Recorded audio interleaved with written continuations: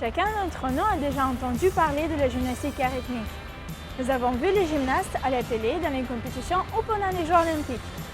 Mais la gymnastique, ce n'est pas que la beauté et la force. C'est aussi des entraînements épuisants, des blessures et du stress. Ces entraînements qui commencent dès l'âge de 3 ou 4 ans. Des emplois du temps surchargés qui ne laissent que peu ou pas de temps aux activités des gens de leur âge. Aujourd'hui, nous allons voir l'envers du décor de ce sport avec le club niçois Cavigal. De 14h jusqu'à 20h. Et on lui a dit de ne pas y aller et tout ça. Et j'ai fait les massilia avec les broches dans le bras et c'est démoralisant quoi.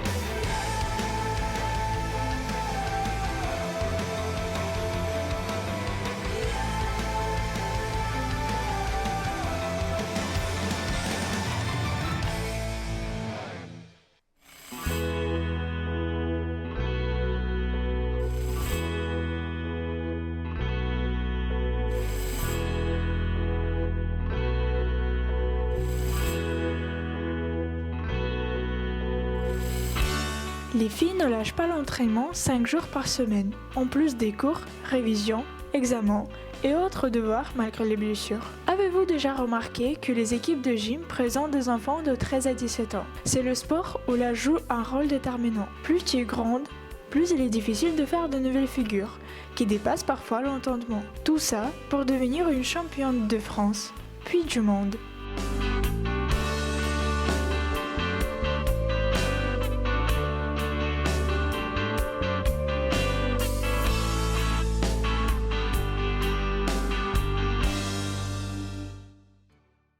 Bonjour, je m'appelle Violetta Damian, je suis entraîneur de gymnastique au Cavigal de Nice.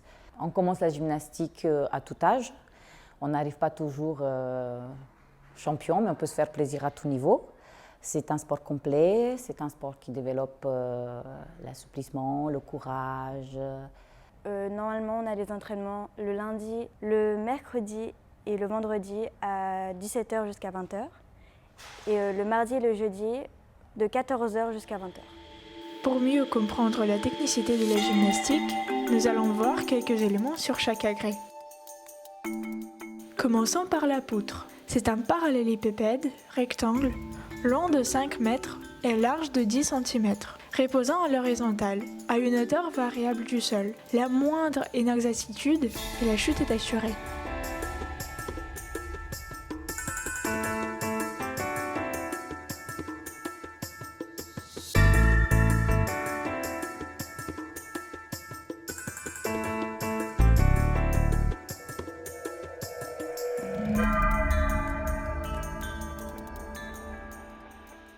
On a de la chance d'être un sport où, quand on est blessé sous les jambes, on peut travailler sous les bras. Quand on est blessé sous les bras, on peut travailler sous les jambes. Et surtout, il ne faut pas se couper avec l'environnement, avec les copines, avec les entraîneurs pour revenir plus fort qu'on est parti. Ensuite, nous passons aux barres asymétriques. Elles sont en bois avec armature en fibre de verre ou d'acier. Les gymnastes, sans temps d'arrêt, évoluent sur les deux barres, alternant des phases d'appui et de suspension, de saltos, des changements de phase et des grands tours.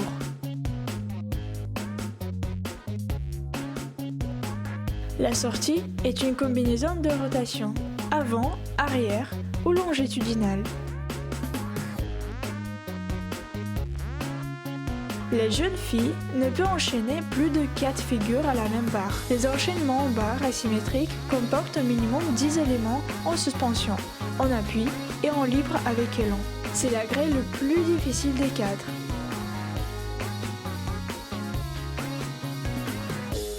Déjà pour moi, je pense que l'agrès le plus difficile, c'est quand même les barres. Je me suis coupé le ligament 2 en barre parce que j'avais mal mis mon pouce.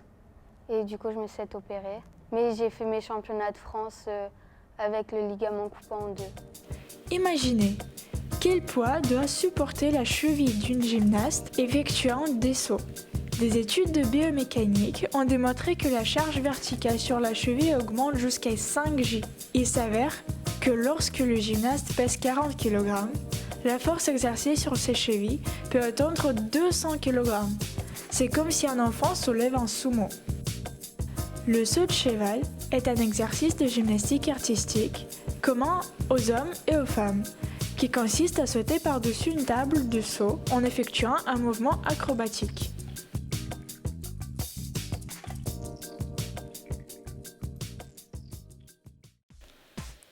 Enfin, le dernier agrès est le sol. C'est l'une des deux épreuves communes à la gymnastique artistique féminine et masculine, qui est réalisée sur une surface délimitée de 12 mètres carrés nommée praticable, sur laquelle le ou la gymnaste réalise des séries acrobatiques combinées d'une chorégraphie comprenant des éléments esthétiques, de souplesse et de force.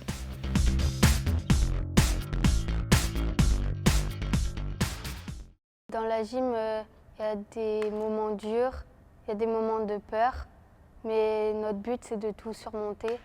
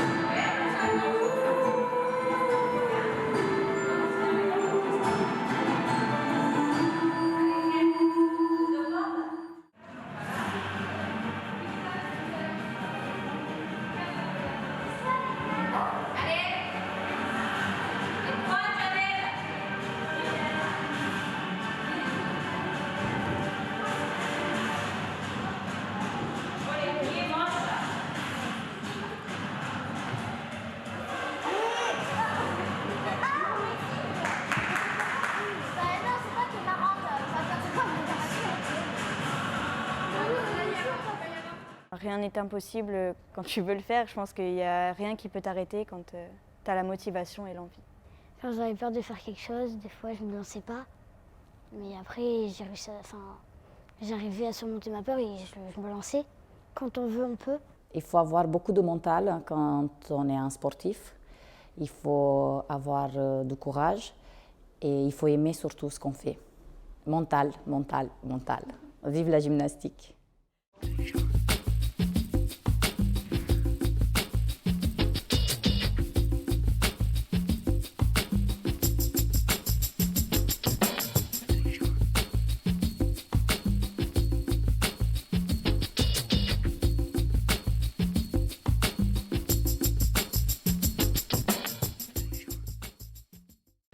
La beauté de la gymnastique, lorsque l'être humain repousse les limites du possible au point de paraître surréaliste. Voici la beauté de la gymnastique. La peur et la douleur ne sont que des obstacles à franchir pour atteindre leur but si élevé et si précieux.